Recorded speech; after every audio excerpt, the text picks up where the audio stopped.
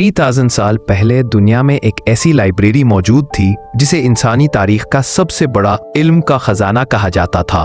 उसका नाम था लाइब्रेरी ऑफ अलेक्जेंड्रिया। बहुत बड़ी लाइब्रेरी थी। दुनिया भर के साइंटिस्ट यहाँ आकर स्टडी किया करते थे। Maths, astronomy, medicine, engineering, philosophy, architecture, हत्ता के पुराने सिविलाइजेशंस का इल्म भी इस लाइब्रेरी में मौजूद था।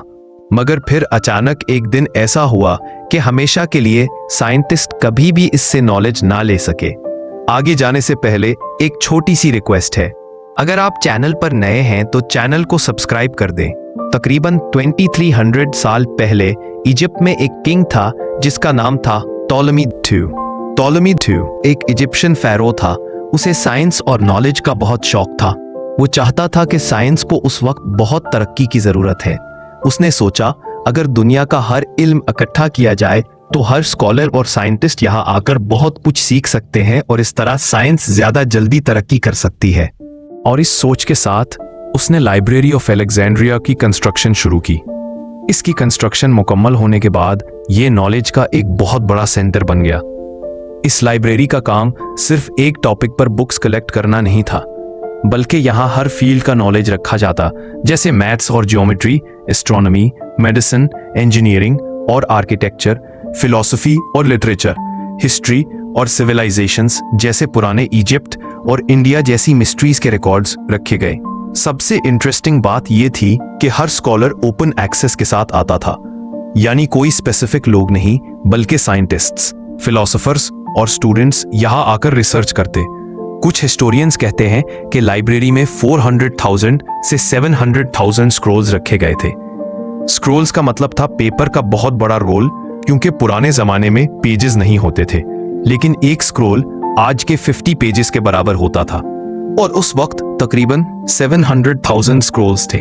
इतना सारा इल्म एक ही जगह मौजूद था। मगर जैसे ही लाइब्रेरी अपनी पीक पर थी, फिर 200 साल बाद जब टॉलेमी इजिप्ट का किंग था, एक दिन ऐसा आया जिसने दुनिया का सबसे बड़ा नॉलेज का ट्रेजर हमेशा के लिए खत्म कर दिया।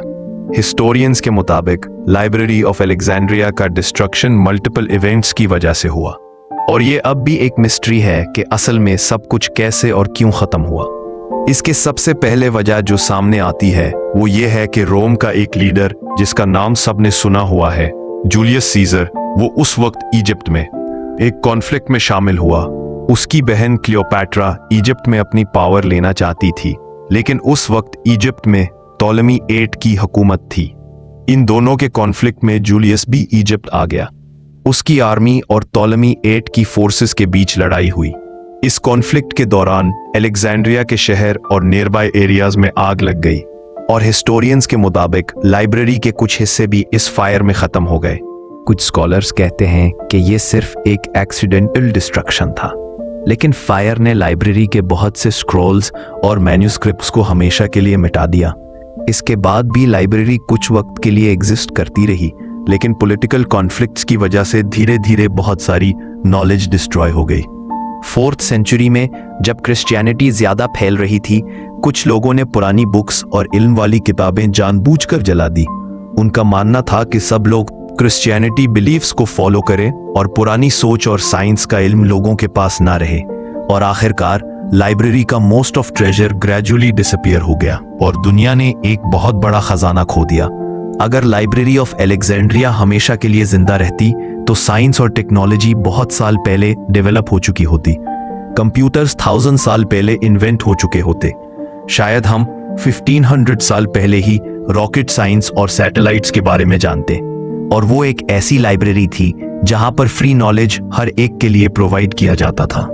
तो दोस्तों, लाइब्रेरी ऑफ अलेक्जेंड्रिया सिर्फ एक हिस्टोरिकल बिल्डिंग नहीं बल्कि नॉलेज का सिंबल थी। अगर आपको ये वीडियो पसंद आया तो लाइक और शेयर करें, और अगर आप नए हैं तो सब्सक्राइब करना ना भूलें और कमेंट में बताएं कि आपके हिसाब से अगर लाइब्रेरी जिंदा रहती तो आज साइंस कितनी तरक्की कर लेती।